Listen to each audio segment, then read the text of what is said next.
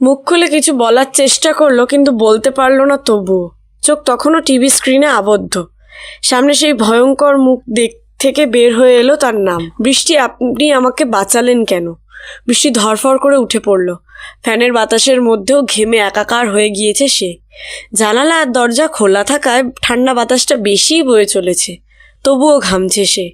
অনেকক্ষণ ধরে সেভাবেই বসে থেকে জোরে জোরে নিঃশ্বাস ফেললো কয়েকবার। তারপর শান্ত হতেই খেয়াল করলো সে কারো হাত খামচে ধরে আছে। সাথে সাথে ছেড়ে দিল সে। সামনে তাকাতেই নিশান্ত বলে উঠল, এখন ঠিক আছো? জি। নিশান্ত কথা না বাড়িয়ে পানির গ্লাসটা এগিয়ে দিয়ে চোখের ইশারায় বলল পানি পান করে নিতে। বৃষ্টি বিনা বাক্য ব্যয়ে তাই করলো। নিশান্ত আরও কিছুক্ষণ চুপ করে থেকে বলে উঠল, কি হয়েছে? ছটফট করছিলে কেন এভাবে? খারাপ স্বপ্ন দেখছিলে নাকি অন্য কিছু? কিছু না, আপনি এখানে কেন?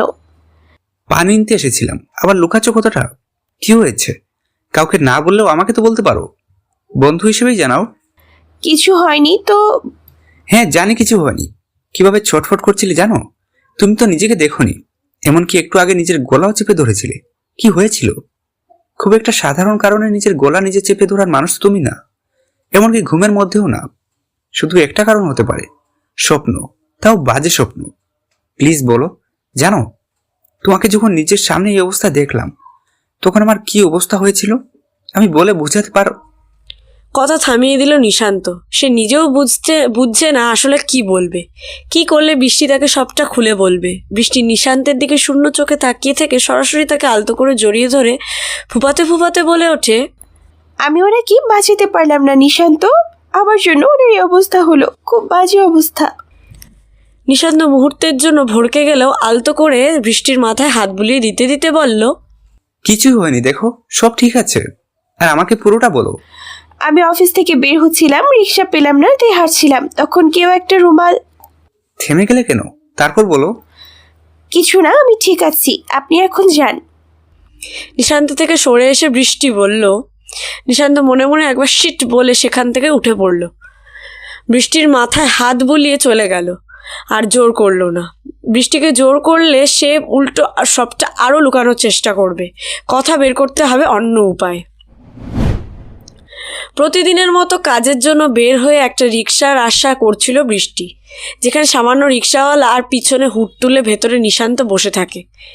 এতদিনে এই অভ্যাসটা হয়ে গিয়েছে তার বেশ ভালোই। কিন্তু আজ দেখলো অন্য দৃশ্য। সামনে রিক্সা থাকলেও তাতে রিক্সাওয়ালার জায়গায় নিশান্ত বসে আছে। একেবারে শার্ট জিন্স পরিহিত আধুনিককালের রিক্সাওয়ালা। পিছনের সিটের দিকে তাকিয়ে রাখার চেষ্টা করলো বৃষ্টি। আসল রিক্সাওয়ালা পিছনে বসে আছে কিনা। না, নেই। বৃষ্টি প্রশ্নসূচক দৃষ্টি নিক্ষেপ করলো নিশান্তের দিকে। তার কাছে গিয়ে দাঁড়াতেই বলে উঠল, আপনার গামছা নাই? নিশান্ত ভ্যাবাচাকা খেয়ে গেল। সে ভেবেছিল বৃষ্টি অন্য প্রশ্ন করবে। সে উত্তর দেওয়ার জায়গায় নিজেই প্রশ্ন করে বসলো, কেন? ভাবলাম রিক্সা যেহেতু আপনি চালাবেন তাহলে একটা গামছা থাকা অত্যাবশ্যক। তোমার ওড়না আছে না? আবার ফ্ল্যাট করছেন? ঠিক ধরেছ। এবার চুপচাপ বসে পড়ো। বৃষ্টি বসে পড়তেই নিশান্ত রিক্সা চালানো শুরু করলো। কিছু পথ যেতেই বৃষ্টি বলে উঠল, আপনি কি কাজ করেন জিজ্ঞেস করলেই এড়িয়ে যান সবসময়। তাহলে কি আপনি রিক্সা চালান? আজকের জন্য আমি রিক্সাওয়ালা। হ্যাঁ তো, এর আগেও কাজ হিসেবে কত কিছু বলেন। একদিন ফুচকাওয়ালা হলেন, একদিন ঝালমুড়িওয়ালা হলেন, একদিন তো আইসক্রিম পার্লারে বসলেন। এরপর মুদি দোকানে কেনাকাটা করতে গিয়েছি, সেদিন হয়ে গেলেন দোকানদার। আরেকদিন রাস্তায় জ্যাম লাগলো, বলে দিলেন, সেদিন হলেন ট্রাফিক পুলিশ। আর কিছু হওয়া বাকি? আসলে আপনি কি করেন? তোমার সাথে ফ্ল্যাট করি। আর এত কিছু করার টাকা আসে কোথা থেকে? ধরে নাও টাকার গাছ আছে। আপনি বেআইনি কিছু করেন? না, ওদের ধরিয়ে দেই। কি বললেন বিড়বিড় করে? হ্যাঁ করি তো। এখন বেআইনিভাবে তোমার সাথে ফ্ল্যাট করছি। এরপর আঙ্কেল আন্টির সাথে অনুমতি নিয়ে বিয়ে করে আইনের পথে ফ্ল্যাট করব। আপাতত আপনি রিক্সাওয়ালা হিসেবেই থাকেন, আর কিছু করা লাগবে না। আর বেশি বকবক করলে ভাড়া দেব না। ভাড়া লাগবে না, শুধু তোমার মনের ঘরে প্রবেশ করার ঠিকানাটা দিয়ে দাও। আমি আমার রিক্সা নিয়ে উড়ে উড়ে হাজির হব। বৃষ্টি যখন দেখলো নিশান্তের সাথে কথায় পেরে উঠবে না, তখন প্রতিবারের মতো নিজের ফোন বের করে গেমস খেলতে লাগলো। নিশান্ত কিছুক্ষণ পর আবার বলে উঠল, ও শান্তর মা, তুমি এত গেমস খেললে তো শান্ত আর পড়াশোনা করবে না। না করলে মেরে তক্তা বানাবো। তাহলে তুমি সহমত আমাদের ছেলের নাম শান্ত হবে? বাহ। বৃষ্টি গেমস খেলা বাদ দিয়ে নিজের কপাল চাপড়ানো শুরু করলো। আজকাল বৃষ্টিকে বেশিরভাগ সময় অন্যমনস্ক দেখা যায়। নিজের স্বপ্নগুলো নিয়ে সে বেশ চিন্তিত। সারাদিন একই ভাবনা মাথায় ঘোরাফেরা করায় অন্য কোনো কাজে মন থাকে না তার। এর মাঝেও তার স্বপ্ন দেখার বাতিক তার যায়নি। তবে কাউকে বলার প্রয়োজনীয়তা খুব করে অনুভব করছে সে। নিজের মতো এত চিন্তার পাহাড় জমিয়েছে যে কারোর সাথে সবটা ভাগ করে নেওয়ার ইচ্ছা প্রবল হচ্ছে তার। কিন্তু বলবে কাকে? বন্ধুদের বললে তারা মজা করেই উড়িয়ে দেবে, আর বাবা মাকে বলে সরাসরি মনোরোগ বিশেষজ্ঞদের কাছে নিয়ে গিয়ে তাকে কতগুলো ওষুধ লিখিয়ে আনবেন। কিন্তু কেউ সবটা বোঝার চেষ্টা করবে না।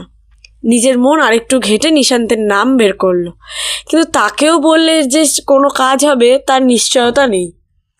সে ঠিক করলো কোনো মনোরোগ বিশেষজ্ঞর কাছেই যাবে প্রথমে সে। অফিস থেকে বের হয়ে হাঁটা ধরেছিল বৃষ্টি। তার মধ্যে এতগুলো চিন্তা করতে করতে কখন যে অনেকটা পথ পাড়ি দিয়েছে সেদিকে খেয়ালই নেই তার। নিজের ফোন বের করে চেনা পরিচিত কারো নাম্বার খোঁজার চেষ্টা করলো। তার এক কলেজ ফ্রেন্ড তাকে হয়তো সাহায্য করতে পারে, তবে তার নাম্বারটা ফোনে আছে কি না সেটা মনে নেই বৃষ্টির। ফোনে আরও কিছুক্ষণ তল্লাশি চালিয়ে নাম্বারটা উদ্ধার করার পর তাতে কল দিয়ে ফোনটা কানে ধরল। আশেপাশে তাকাতেই একটা মুদি দোকানে টিভি চলতে দেখে অভ্যাসবশত সেখানেই দাঁড়িয়ে পড়ল। অভ্যাস হওয়ার কারণে ছোট থাকতেই কোনো দোকানে টিভি বা রেডিও চলতে দেখলে থেমে যেত, তারপর সেটাই মন দিত। এখন সেটা তার অভ্যাসে পরিণত হয়েছে। টিভির হেডলাইনের কথাটা পড়ে সাথে সাথে বৃষ্টি হাত পা কাঁপতে শুরু করলো। সৎ পুলিশ অফিসারের মৃত্যু, মার্ডার কেস হিসেবে সন্দেহের উপদ্রব মানব মনে। ছবিটা কেউ গোপন ক্যামেরায় তুলেছেন বলেই সংবাদ পাঠক দাবি করেছেন, তবে টিভিতে ছবির জায়গাটা খোলা করে দিয়েছে ওরা। বৃষ্টির সামনে যেন পুরো ছবি ফুটে উঠল। সে যেন ঘোলা পর্দাটা দেখতে পারছে না, পুরো ক্ষতবিক্ষত মুখটা দেখছে সে। হাত কাঁপার পরিমাণ বেড়ে গেল প্রচণ্ডভাবে। ফোনের আওয়াজ ওপাশ থেকে আসছে। আপনি যে নাম্বারটিতে কল করেছেন তাই মুহূর্তে ব্যস্ত আছে, অনুগ্রহ করে কিছুক্ষণ পর পর ফোন করুন, ধন্যবাদ। সে শব্দ বৃষ্টির কানে পৌঁছাচ্ছে না। হঠাৎ সে পড়ে যেতে গেলে কেউ তাকে ধরে ফেলে। তার মুখে হাত দিয়ে আস্তে আস্তে বাড়ি দিতে থাকলে সে বুঝতে পারে মানুষটা নিশান্ত। সাথে সাথে সব কিছু ভুলে তাকে জাপটে ধরে ফেলে বৃষ্টি। নিশান্ত আশেপাশে মানুষের চোখের দৃষ্টি খেয়াল করে বৃষ্টিকে সেখান থেকে প্রথমে সরিয়ে নিয়ে যায়। একটা ফাঁকা জায়গায় এনে দাঁড় করায় তাকে। দুটো বিল্ডিং পাশাপাশি থাকলেও তাদের মাঝে খুব সরু অবস্থান জুড়ে ফাঁকা জায়গা। এটাকে হয়তো বর্তমানে হাঁটার রাস্তা হিসেবে ধরে নেওয়া যায়। এখানে মানুষের আনাগোনা আপাতত নেই। সেখানে বৃষ্টিকে দাঁড় করিয়ে বৃষ্টির ব্যাগ নিজের হাতে নিয়ে নেয় নিশান্ত। সেখান থেকে পানির বোতল বের করে বৃষ্টির দিকে এগিয়ে দিল। বৃষ্টি সেটা পান করে নেয়। এরপর একটু সময় পর শান্ত হলে নিশান্ত প্রশ্ন করে বসে, তুমি এখন ঠিক আছো? জি। কি হয়েছিল? কিছু না। আমাকে বলো বৃষ্টি। কাউকে যদি না বলো তাহলে কিভাবে হবে? কাউকে তো বলতেই হবে। আমি কথা দিচ্ছি, আমি সবটা ঠিক করে দেব। বৃষ্টি কিছুক্ষণ নিশান্তের চোখে তাকিয়ে থাকলো। তার চোখে ভরসার একটা স্থান খুঁজে পেয়ে সাথে সাথে আবার নিশান্তকে জড়িয়ে ধরলো। তারপর কাঁদতে কাঁদতে নিজের স্বপ্ন সম্পর্কে সবটা বলল। শেষে বলল, এতদিন যেসব স্বপ্ন দেখতাম সেসব স্বপ্ন সত্যি হয়নি, কিন্তু এই স্বপ্নটা সত্যি হয়েছে। কোনো একটা টিভিতে দেখুন, ওই একই লোক, সেই মারামারি, একই ছাপ। এতটা কোইন্সিডেন্স হওয়া সম্ভব না। আমি জানি না ঠিক কী হচ্ছে আমার সাথে, আমি কিচ্ছু জানি না, কিন্তু আমার খুব খারাপ লাগে। মনে হয় খালি আমার স্বপ্ন দেখা মানেই কারো ক্ষতি হওয়া। তাছাড়া এর আগেও কয়েকবার এমন হয়েছে। স্বপ্নের ঘটনা বাস্তবতার সাথে মিলে যাচ্ছে, কিন্তু মানুষটা মিলতো না। আমি আর নিতে পারছি না এসব। নিজেকে অন্যের জন্য বেশ ক্ষতিকারক বলে মনে হয়। নিশান্ত তার পুরো কথা শুনে বৃষ্টির মাথায় হাত বুলাতে থাকলো।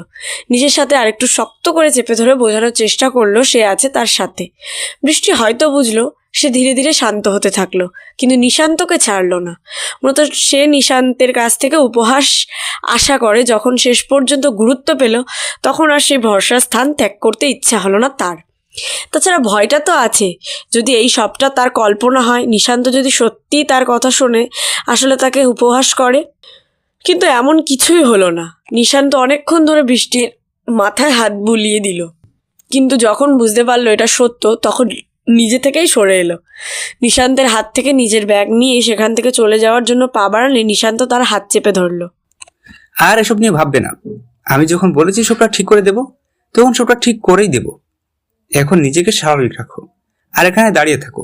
আমার রিক্সা মনে হয় এতক্ষণে চুরি হয়ে গিয়েছে, সেটা আমি আনছি। এমন গম্ভীর মুহূর্তে রিক্সার কথা মনে পড়তেই বৃষ্টি না চাইতেও হেসে ফেল। ঠিকই তো, কার না কার রিক্সা নিশান্ত একদিনের জন্য ধার নিয়ে এসেছে, চুরি হয়ে গেলে তো সমস্যা। নিশান্তকে না আবার নতুন করে রিক্সা কিনে সেটা লাইসেন্স বানিয়ে দেওয়া লাগে রিক্সাওয়ালাকে। বৃষ্টির ভাবনার মাঝেই নিশান্ত রিক্সা দিয়ে হাজির হলো। বৃষ্টি কোনো কথা না বলে রিক্সায় উঠে পড়ল। নিশান্ত ওই কথা বলে বৃষ্টির মন ভালো করায় উঠে পড়ে লেগেছে। এমনকি মাঝে মাঝে লাগাভিন হয়ে বৃষ্টিকে 2-3 বার বিয়ে করার কথাও বলে ফেলেছে। বৃষ্টি প্রতিবারের মতো কপাল চাপড়ে বসে থেকেছে, সেটা 1 নম্বরের প্লে বয়। এর মাঝে কেটে গিয়েছে আরও 2 দিন। সেদিকে বৃষ্টিকে বাসায় পৌঁছে দেওয়ার পর নিশান্ত নিজের রুমে ঢুকে দরজা আটকে ছিল, তারপর আর সারা রাত দরজা খোলেনি। একেবারে পরের দিন সকালে ঘুমু ঘুমু চোখেই বের হয়েছে। বৃষ্টির মনে হলো ছেলেটা সারা রাত জেগেছিল, আর সারা রাত হয়তো তার আজব স্বপ্নের কথাই ভেবেছে। দীর্ঘশ্বাস ছেড়ে নিজেই খাওয়ায় মনোযোগ দেয়, তারপর তৈরি হয়ে বের হয়ে আসে অফিসে যাওয়ার জন্য। সারাদিন কর্মব্যস্ততায় কেটে যাওয়ায় না সে সময় দেওয়া হয় নিজের পরিবারকে, আর না দেওয়া হয় নিজের নতুন গেমস তৈরি করার ইচ্ছাকে। সবটা চাপা পড়ে যাচ্ছে। তার উপর নিশান্তের মানা করা সত্ত্বেও স্বপ্ন নিয়ে বেশ ভাবনা চিন্তা হয় তার। মনে মনে এই ছকও কষেছে, যদি সত্যি কোনো অশরীরী কাজ হয়ে থাকে তাহলে ওই পীরের ঝাড়ুর বাড়ি কীভাবে হজম করবে সেই কথাও। উপায় পেয়েছে একটা, মুখে একটা বড় বাজারের ব্যাগ দিয়ে যাবে, তারপর ঝাড়ু দিয়ে মারলেও তার মুখে লাগবে না সেটা। এসব কথা ভাবতে গিয়ে আজকাল স্বপ্নের থেকে ঝাড়ুর চিন্তা তার বেশি হয়। হঠাৎ কানে একটা আওয়াজ ভেসে আসায় সে থেমে যায়। কি ভাবছো? ঝাঁটা পেটা করার কথা। তুমি আমাকে মারার কথা ভাবছো? না না, আমি নিজে মার খাওয়ার কথা ভাবছি। ঠিক আছে, আমি আন্টির কাছ থেকে ঝাঁটা আনতে যাচ্ছি। কেন? তোমার সকাল সকালে তো সুন্দর শখ হয়েছে, এখন যদি আমি আমার হবু বউয়ের ইচ্ছা পূরণ না করি তাহলে ব্যাপারটা ভালো দেখায়। আপনি আমাকে মারবেন? যাক, মানলে তো তুমি আমার হবু বউ। আপনার স্বপ্নে। কথাটা বলেই থেমে গেল বৃষ্টি। স্বপ্ন শব্দটা তেতো লাগায় তার কাছে। সে কথা ঘুরিয়ে বলল, আপনার চোখ লাল হয়েছে কেন? ঘুমাননি? ঘুম তো তুমি কেড়ে নিয়েছো বৃষ্টি। বেচারি আপনার হবু বউ আপনার চাপা শুনতে শুনতে চ্যাপটা হয়ে যাবে। তোমার অফিসে দেরি হয়ে গেলে বস বকেন না? হ্যাঁ। তাহলে আমার সাথে ঝগড়া করছো কেন? রিকশায় উঠো। নিশান্তের কথা শুনে মনে পড়ল অফিসের কথা। তারপর থেকে সব স্বাভাবিক। নিশান্তের সাথে থাকলে নিজের চিন্তাগুলো ভুলে থাকা যায়, তাই যখন মন খারাপ হয় তখনই নিশান্তকে কল করে। দেখা যায় কাজ বাদ দিয়ে ঘন্টার পর ঘন্টা নিশান্তের সাথেই কথা বলছে সে। পরে বসের কাছেও বকাও খায়। বকা খাওয়ার পর মন খারাপ করে বসে বসের কেবিন থেকে বের হয়ে আবার নিশান্তকে কল করে। মনে মনে সে নিজেও জানে নিশান্তের প্রতি সে কতটা দুর্বল হয়ে পড়েছে, কিন্তু স্বীকার করে না কখনো। এই তো রোজ নিশান্তের পাগলামো কি সুন্দর হ্যান্ডেল করে। নিশান্ত বেচারা তো বুঝতেও পারে না বৃষ্টির মনে তাকে নিয়ে কি অনুভূতি। তাই অনুভূতি যে বন্ধুত্ব ছাপিয়ে সীমানা অতিক্রম করেছে বহু আগে, সেটা সবার অজানা। যখন নিশান্ত তার সামনে লাগাম ছাড়া কথা বলে তখনও তো নিজেকে প্রকাশ করেনি বৃষ্টি, কাউকে জানতে দেয়নি নিজের মনের কথা। মাঝে মাঝে নিশান্ত বৃষ্টির মুখ থেকে কিছু কথা বের করে নেয়, তবুও সেটার কথার জালে ফাঁসিয়ে। সুতরাং সেটাও কেউ বুঝতে পারবে না। সবাই মনে করবে বৃষ্টি কথার জালে আটকে অমন কথা বলে ফেলেছে। আজকাল বৃষ্টির ছোট কথায় অনেক প্রশ্ন ঘোরে। নিশান্তের প্রতি নিজের অনুভূতি, এত বছর আবিরের সাথে থাকা, তাদের সাথে সম্পর্কটা আসলে কেমন ছিল, স্বপ্ন, গেমস, পুলিশ অফিসার ইত্যাদি। তবে এতগুলোর মধ্যে শুধু একটার উত্তরই সে জানে। মনের গহীন থেকে তখন কেউ ফিসফিস করে, নিশান্তকে ভালোবেসে ফেললি? বৃষ্টি, এই বৃষ্টি, বৃষ্টি। রাত 1টা কি 1:30 বাজে, বোঝা যাচ্ছে না। বৃষ্টি ঘুমাবে না পণ করেই গেমস খেলতে বসেছিল। নতুন গেমস বানানো যত আইডিয়া মাথায় আসছিল সবগুলোই কোনো না কোনোভাবে অন্য গেমের সাথে মিলে যাচ্ছে, পরোক্ষভাবেই। তাই রাগে আর কিছু না ভেবে কম্পিউটার ধরেছিল। কোলের ওপর ল্যাপটপটা রেখে পুরো মনোযোগ গেমের ভেতর রেখেছিল, তাই সময়ের দিকেও খেয়াল নেই। খেলতে বসেছিল 11টার দিকেই, কিন্তু হঠাৎ কারো কণ্ঠে নিজের নাম শুনতে পেয়েও সেদিকে নজর দেয়নি। মনের ভুল ভেবে আরও 10 থেকে 15 মিনিট খেলেছে, কিন্তু এবার নিজের নামের ডাকার পাশাপাশি ব্যক্তির দরজায় নক করেছে। তাই বৃষ্টি বাধ্য হলো উঠে পড়তে। অন্ধকার রুম হওয়ায় পড়তে পড়তে বেঁচে গেল 2বার। তারপর কোনো মতে দরজা খুলতে নিশান্ত হামলে পড়লো তার ওপর, যেন কখন থেকে ডাকছি শুনতে পান না? জনাব নিশান্ত কি রাগ করেছেন? আপনি করে ডাকা ধরলে আমাকে। অবশ্যই। জনাব রাগ করেছেন, কিন্তু সেসব বাদ দাও। কি করছো এখন? বৃষ্টি নিশান্তের প্রশ্নে দরজার সামনে থেকে সরে পিছনের দিকে তাকালো। নিশান্তও তার সামনে দৃষ্টি অনুসরণ করলো। বৃষ্টি আবার সামনে ঘুরতেই নিশান্ত বলে, আবার নিজের আবিষ্কার নিয়ে উঠে পড়ে লেগেছো? না, গেম খেলছিলাম। তোমার ফোনটা নিয়ে উপরে ছাদে চলে আসো। ছাদে তালা ঝুলছে, এখন ছাদের কাজ চলছে। চাবি নিয়ে এসেছি, কথা না বাড়িয়ে চলে এসো। আর আসার সময় ফোনটা নিয়ে এসো। বলেই নিশান্ত সেখান থেকে চলে গেল। বৃষ্টি অন্ধকারের মধ্যেই তাকিয়ে বোঝার চেষ্টা করলো নিশান্ত পড়ে গেল কিনা হাঁটার সময়। সে নিজের যখন নিশান্তের জন্য দরজা খুলতে গিয়ে পড়েছে, তেমনই নিশান্তেরও একবার তো পড়া উচিত। কিন্তু বৃষ্টি নিশান্তের হাঁটার কোনো শব্দই পেল না। পড়ে যাওয়া তো দূরের কথা। বেশি না ভেবে নিজের আধা খোলা গেমটা সেভ করে রেখে ল্যাপটপ বন্ধ করে দিল। তারপর ফোনের ফ্ল্যাশ লাইট জ্বালিয়ে ছাদের জন্য পা বাড়ালো। অন্তত জেনে শুনে আবার পায়ে ব্যথা পেতে চায় না সে অন্ধকারে। ছাদে যেতেই অবাক হলো বৃষ্টি। মাঝে একটা চাদর বিছিয়ে তার উপর বসে আছে নিশান্ত। তার সামনেই একটা মোমবাতি জ্বলছে। মোমবাতির নিচে প্লেট দেখে হাসলো বৃষ্টি। হয়তো হুট করে এসব করেছে। বেচারা রাতেই এই প্লেটে খাবার খেলো, আর এখন মোমবাতি রাখছে। বৃষ্টি সেখানে গিয়ে নিশান্তের দিকে দূরত্ব বজায় রেখে বসে পড়লো, আর নকল রাগ দেখিয়ে বলল, প্লেটের উপর যে রেখেছেন, এটা পরে কিছু হয়ে গেলে কি করবেন? আমাদের বিয়েতে এই প্লেটটা যৌতুক হিসাবে চেয়ে নেব, আর কিছু নেব না, শেষ। আবার চেপা? আমার অনুভূতিকে তুমি এভাবে অপমান করতে পারো না বৃষ্টি। বৃষ্টি নিশান্তের কথা বলার ধরন শুনে হাসলো। আজ সকালেই যে মেয়েটাকে পটানোর চেষ্টা করলেন, সেটা কে ছিল? তুমি কি জেলাস? এবার দ্বিগুণ উৎসাহ নিয়ে প্রশ্ন করলো নিশান্ত। বৃষ্টি আর চোখে তাকালো সেকেন্ডের জন্য। নিশান্ত প্রতিবার লাইনটা বলার সময় অন্যরকম হয়ে যায়। তখন তার চোখের দিকে তাকাতে পারে না বৃষ্টি। চোখটা মোমবাতির জ্বলন্ত শিখার দিকে স্থির রেখে সে বলল, আমি তো আর আপনাকে বিয়ে করছি না, আমি জেলাস হবো কেন? দুদিন আগেও তো তুমি বললে তুমি আমার শান্তর মা হবে। ওটা কথা চালিয়ে ফাঁসিয়েছিলেন আমায়। সত্যি কি হবে না আমার শান্তর মা? কি জন্য ডেকেছেন সেটা বলুন। নিশান্তের খেয়াল হলো সে আবার অপ্রাসঙ্গিক কথায় চলে গিয়ে সময় নষ্ট করছে। তাই মূল কথায় ফিরল সে। আবিরের নাম্বার আছে না তোমার কাছে? হ্যাঁ আছে, কিন্তু কেন? তাকে এখন তুমি মেসেজ করে বলবে তুমি তার সাথে দেখা করতে চাও, খুব জরুরি। বলো কেউ তোমাকে তার ব্যাপারে কিছু এমন কথা বলেছে যেটা তুমি বিশ্বাস করতে পারছো না বা বুঝতে পারছো না। কিন্তু আমি ওর সামনে যাব কি করে? ভয় পাও কে? জানি না, কিন্তু ওর সামনে থাকলে আমার কেমন জানি নিশান্ত বৃষ্টির মুখটা দুই হাত দিয়ে ধরল। নিজের হাতের কাছে বৃষ্টির মুখটা খুব ছোট্ট মনে হলো তার। ভেবেই হেসে ফেলল সে। হাসছেন কেন? হুঁশ ফিরল নিশান্তের। সে আবার বাইরের বিষয়ে চলে যাচ্ছিল। আমি থাকবো তো তোমার সাথে বাবা। আমি আপনার বাবা? না বাবা, এখন হবু বউ, আর কয়েকদিন পর পার্মানেন্ট বউ। এবার কাজের কোথায় আসি। আমি বলেছিলাম না তোমার সমস্যার সমাধান করব, আমি কিন্তু পেয়ে গিয়েছি সমাধান। কি সাবধান? নিশান্ত এর উত্তরে কিছু বলল না। নিজের কাঁধে হাত রেখে ইশারায় বৃষ্টিকে সেখানে মাথা রাখতে বলল। বৃষ্টি না করলেও পরে নিশান্তের কাঁধেই মাথা রেখে চোখ বন্ধ করে ফেলল। বললেন না তো কি সাবধান? সময় হলে বলে দিব, বেশি দেরি করব না। আজ যদি আবার কোনো স্বপ্ন দেখি?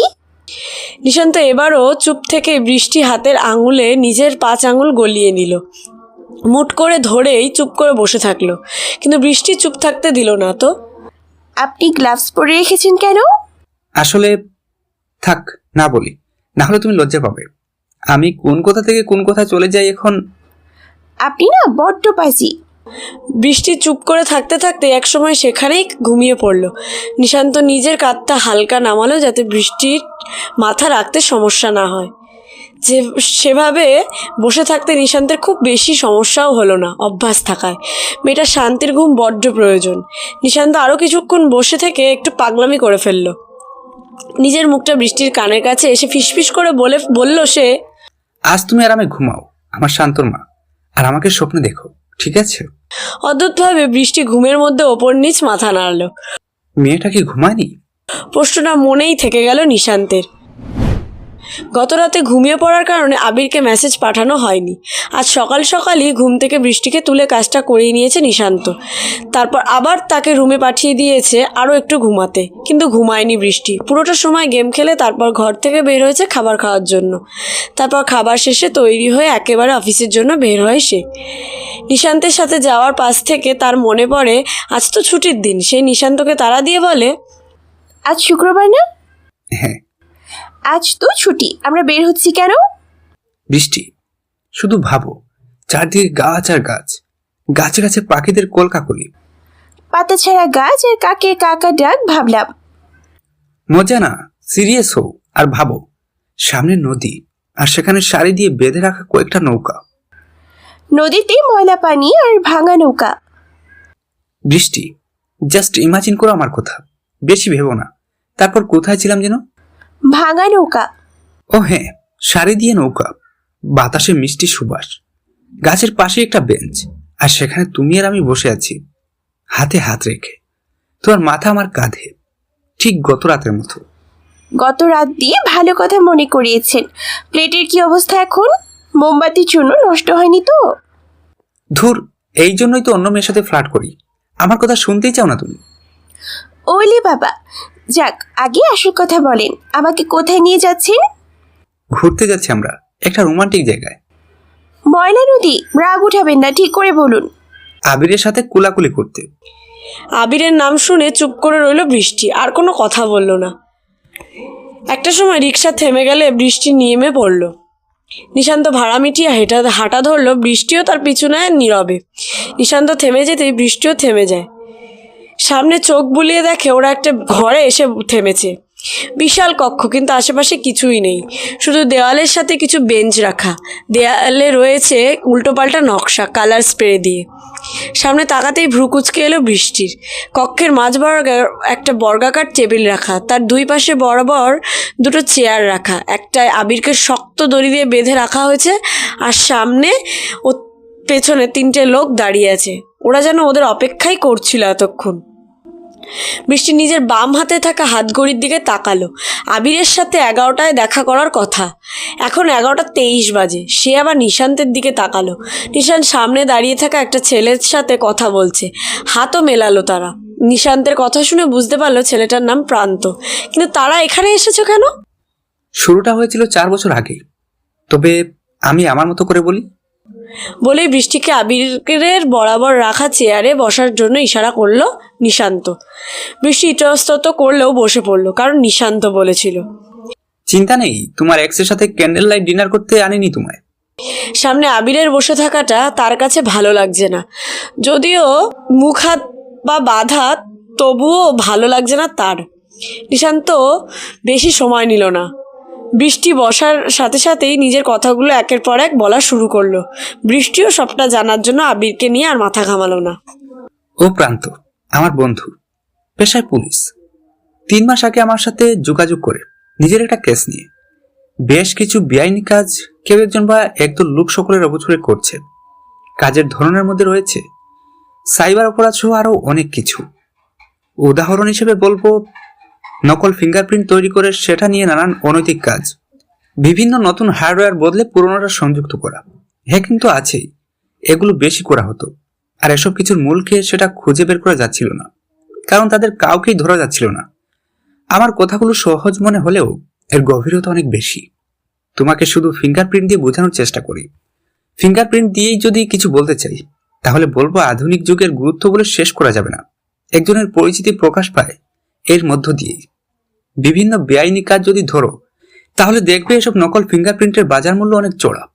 মানুষ নিজের কোনো কাজ হাসিল করতে হলে কিছু কিছু ক্ষেত্রে সঠিক উপায় অবলম্বন না করে শর্টকাট বাছাই করে। সেক্ষেত্রে বিভিন্ন দলিলে স্বাক্ষর লাগলে তো কথাই নেই। একজন ব্যক্তি যদি একটি নির্দিষ্ট জায়গায় একটি স্থাপনা তৈরি করতে চায় কিংবা বিল্ডিং, সেক্ষেত্রে কম খরচে সে পুরো কাজ শেষ করার চেষ্টা করতে পারে। এজন্য সেই বিল্ডিং এর মান ভালো হবে না, সেখানে নানা সমস্যা হতে পারে, কিংবা বিল্ডিং ধ্বসের মাধ্যমে অনেক মানুষের মৃত্যু হতে পারে। কিন্তু মালিক সে কাজ করতে চাইবে না। এই বিল্ডিং তৈরির আগে অনুমতি নেওয়া হয়, সেখানে মালিক পক্ষের স্বাক্ষর থাকে, সাথে নকল কিছু দলিল বিল্ডিং সম্পর্কিত। এখানে যদি কোনোদিন ওই বিল্ডিং ধ্বস হয়, তাহলে পুলিশ তার পেছনের খবর বের করার চেষ্টা করবে, কিন্তু প্রমাণ হিসেবে পাবে ওই নকল দলিল, যেখানে নকল ফিঙ্গারপ্রিন্ট দিতে পারবে। এতে করে আসল মালিক পার পেয়ে গেল, কারণ স্বাক্ষর হিসাবে নকল ফিঙ্গারপ্রিন্ট বা স্বাক্ষর ছিল, যেটা তার সাথে ম্যাচ করবে না। এটা ছিল শুধু একটা ক্ষেত্র।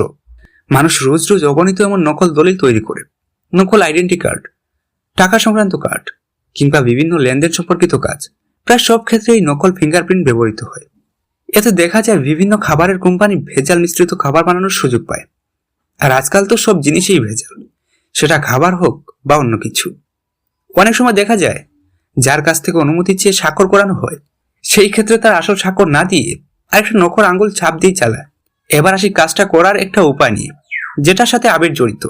শুধু আবির না, আবিরের একটি দল আছে এই কাজ করার জন্য। আমাকে যখন সবটা জানানো হয়, তখন আমি সেই জায়গা থেকে শুরু করি যেখান থেকে এই কেসের শুরু। প্রান্তদের দল ওদের একটা কর্মস্থল খুঁজে পেয়েছিল, যদিও তেমন কোনো চিহ্ন রেখে যায়নি। তবে ওরা সন্দেহ করেছিল এখানে নকল ফিঙ্গারপ্রিন্ট নিয়েই কাজ হয়। বলতে গেলে বৃষ্টি, যেখানে তুমি এখন বসে আছো, এই বিশাল কক্ষটি, আমি আর শুধু এই কয়েকটা চেয়ার আর টেবিল ছাড়া তেমন কিছু পাইনি। তবে দেয়ালে বিভিন্ন ছাপ কিংবা ফেলে রাখা জিনিসগুলো খুব সাহায্য করে আমাদের এটা বুঝতে যে এটাকে একসময় ল্যাব হিসেবে ব্যবহার করা হয়েছে। আলমারিও ছিল, কিন্তু তাতে কিছু ছিল না তেমন। বাইরের লোকদের কাছ থেকে শোনা যায় এই বিশাল কক্ষটি বিগত 6 থেকে 7 বছর ধরে বন্ধই পড়ে আছে। মাঝে মাঝে ভার্সিটির কিছু নির্দিষ্ট ছেলে মেয়ে আসে, আবার চলে যায়, তবে সময়টা কেউ বলতে পারেনি। খুব কমই দেখেছি তাদের। এখানে আসার পর ছড়িয়ে রাখা অল্প কিছু জিনিস, খাবারের প্যাকেট আর বদ্ধঘরের পরিবেশের সাথে এখানের অমিল প্রথম ক্লু হিসাবে গণ্য হয়। আর সবচেয়ে বড় ক্লু ছিল এই টেবিলটা, মূলত টেবিলের ড্রয়ার থেকে হুমায়ুন আহমেদের হিমু সমগ্র বই আর সাথে কিছু হাইলাইটার। এটা আমাদেরকে আবির পর্যন্ত পৌঁছাতে সাহায্য করে। হয়তো হ্যান্ড গ্লাভস পরে কাজ করত, তাই ওদের ফিঙ্গারপ্রিন্ট কিংবা অন্য কিছু খুঁজেই পাইনি। তবে যাই হোক, এতে করে আমি আমার হবু বউকে পেয়ে গিয়েছি। বৃষ্টি নিশান্তের সব কথাই মনোযোগ দিয়ে শুনছিল। মাঝপথে সকলের সামনে এমন কথা বলায় লজ্জা পেল। চোখ রাঙিয়ে নিশান্তের দিকে তাকিয়ে বুঝালো ইতি উতি না করে মূল কথায় আসছে। তারপর আশেপাশে তাকিয়ে দেখলো প্রান্ত আর লোক দুটো নিজের হাসি চেপে রাখার চেষ্টা করছে, আর আবির খুব মনোযোগ দিয়ে শুনছে নিশান্তের কথা। নিশান্ত আবিরের দিকে তাকিয়ে একটা হাসি দিল। ওর বাঁকা হাসি দেখে বৃষ্টি অবাক হলেও কিছু বলল না। আবির একজন ভার্সিটি পড়ুয়া ছাত্র, খুব ব্রিলিয়ান্ট, সাথে তার বন্ধুরাও। শুরু থেকেই পড়াশোনা নিয়ে খুব সিরিয়াস। নতুন কিছু আবিষ্কারের ক্ষেত্রে তার বেশ কৌতূহল, তবে সম্পূর্ণই সেটা মনস্তান্ত্রিক বিষয়। মানুষের মন কিংবা মস্তিষ্ক নিয়ে গবেষণা বহু বছরের, সেই নিয়ে নানা যুক্তিতর্ক গুগল থেকেই পাওয়া যায়। একজন মানুষ আরেকজন মানুষকে বস করতে পারে। গ্রামে তো এদেরকে আবার অন্য চোখে দেখা হয়। যাই হোক, আজকাল এ নিয়েও কম কাজ হয় না। দেখা যায় একজন প্রেমিক তার প্রেমিকাকে কথার জালে ফাঁসিয়ে কত কাজ করে নেয়। এক কথায় মন নিয়ে খেলা, কথা বা মস্তিষ্ক নিয়ে খেলা করা, নিজের নানান কথার মাধ্যমে কারো মস্তিষ্ক নিয়ন্ত্রণ করা, এই কাজটা আবিরের দল খুব ভালো পারত। ধরা হোক আবির কোনো এক সময় কারোর সাথে বাজি ধরে খুব কঠিন একটা কাজের, একটি বড় প্রতিষ্ঠানের উচ্চপদে কর্মরত কারো ফোন থেকে তথ্য বের করে আনতে হবে। এর আশেপাশে আরও কাজ দিতে পারে, যেমন কাউকে সেই তথ্য দিয়ে ব্ল্যাকমেল করা কিংবা বড় অ্যামাউন্টের টাকা আদায় করে নেওয়া। তাতে আবির ও তার বন্ধুরা রাজি হয়ে যায়। প্রথমত তার আইডি হ্যাক করে তার সম্পর্কিত অনেক তথ্য বের করে আনে, তারপর বন্ধুদের মাধ্যমে ফোন চুরি করে কাছের কোনো জিনিসের উপর আঙ্গুলের ছাপ নিয়ে নেয়, কারণ ফোনের লক খুলতে প্রয়োজন। সেখান থেকে প্রক্রিয়া করে নকল আঙ্গুলের ছাপ তৈরি করে সেটা দিয়ে লক খুলে বিভিন্ন তথ্য বের করে আনে।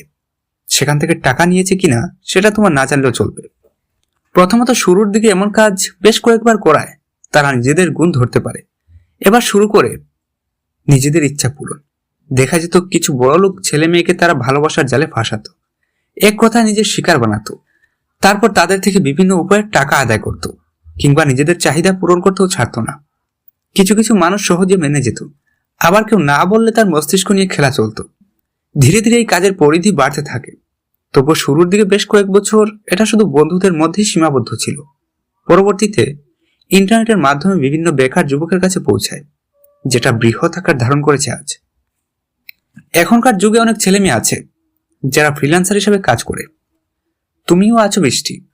অনেকে আবার আইডি হ্যাক সহ নানান কাজ করে, তাদেরকে টাস্ক হিসাবে এসব দেওয়া হয়।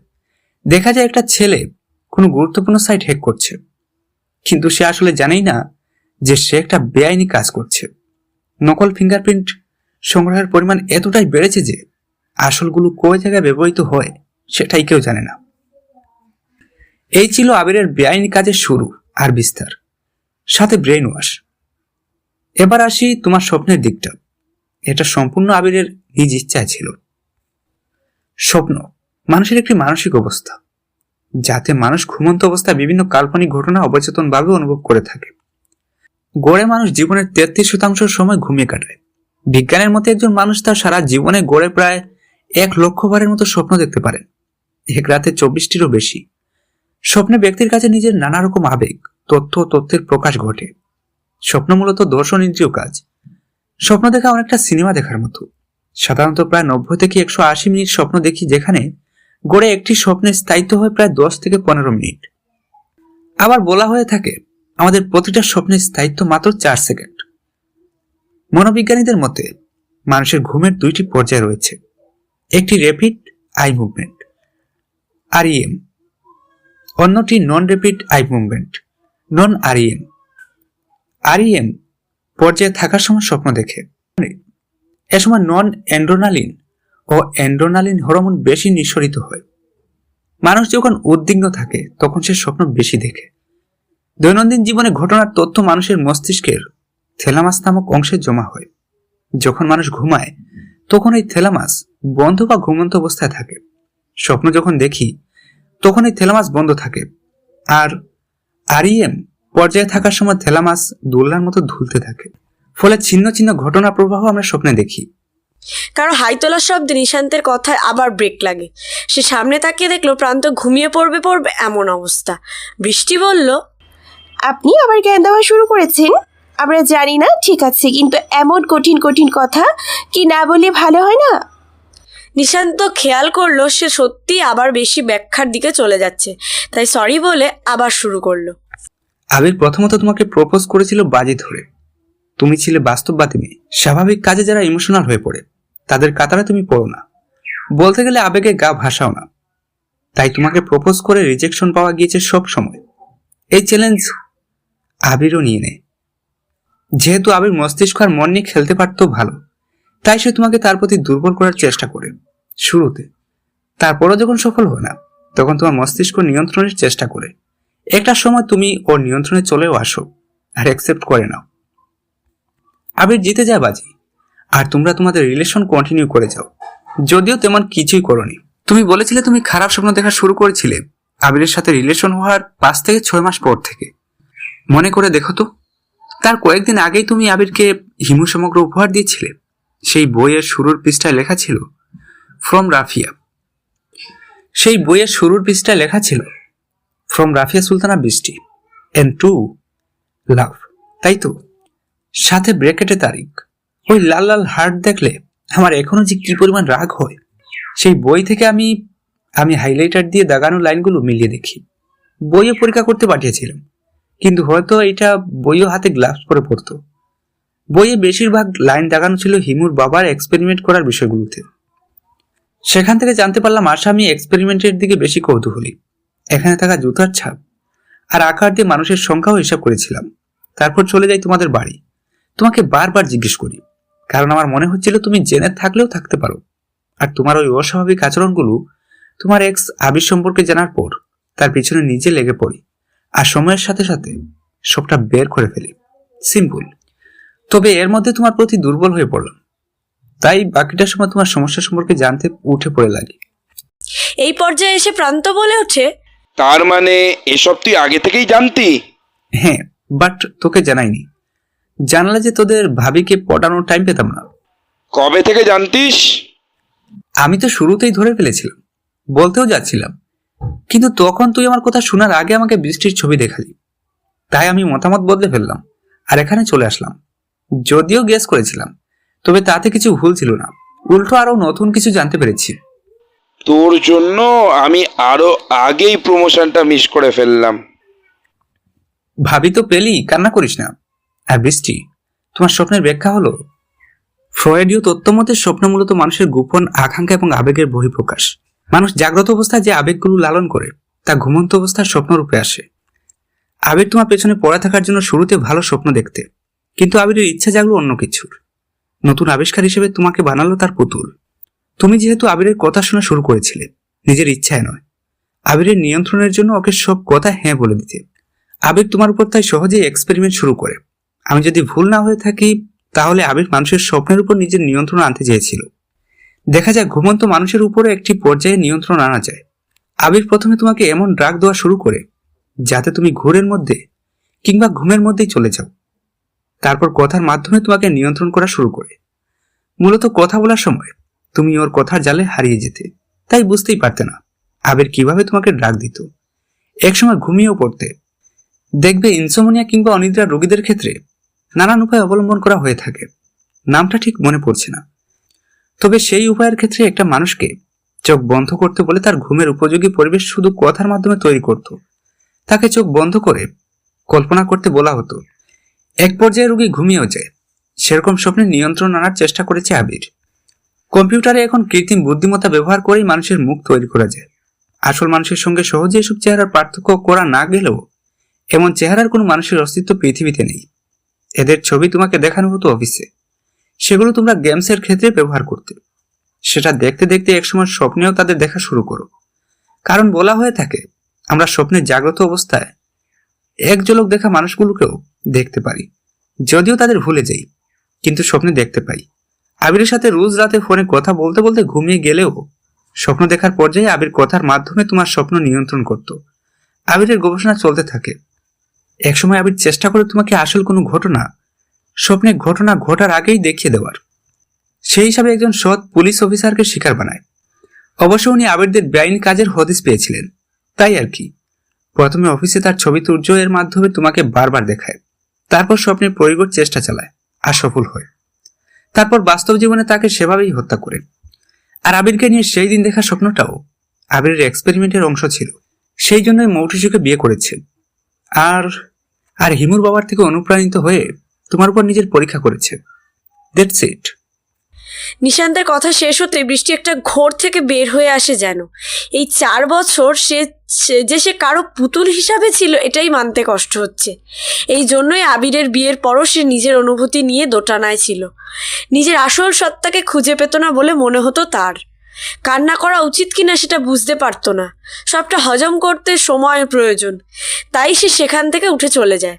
নিশান্ত বৃষ্টির অবস্থা দেখে তার পিছনে হাঁটা ধরলে পিছন থেকে প্রান্ত বলে ওঠে, যা, বাকিটা বরঞ্চ আমি সামলে নিচ্ছি।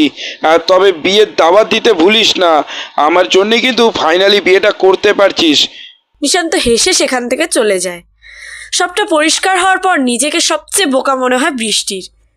সেই সময় বাড়ি ফিরে খালি গেমস খেলা ছাড়া একটা কাজও করেনি সে। যদি মাথাটা একটু ঠান্ডা করা যায়। সারাদিন ঘর থেকে বৃষ্টি বের হচ্ছে না, খালি গেমস খেলছে দেখে নিশান্ত বৃষ্টিকে টেনেই ছাদে নিয়ে গেল। আকাশের রং লাল হতে শুরু করেছে। নীল লাল সাদা রং লুকোচুরি খেলছে আকাশে। মৃদুমন্দ বাতাসে এক চরম নিস্তব্ধতা বিরাজ করছে।